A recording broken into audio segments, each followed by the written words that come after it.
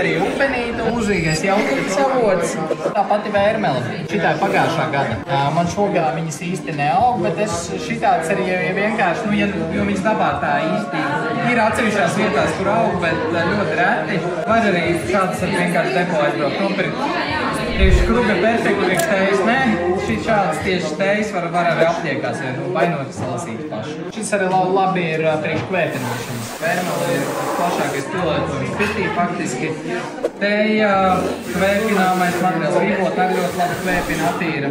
Viņš attīra, gan viņš var attīrīt arī telpu. Tāpatās arī tas te kvēpaks. Viss šī procesā, kā arī tā gatavošanās pirtī, tas jau ir daļa no tāda meditatīvā procesa. Tagad jūs gatavojat krubus, tas jau arī tāds.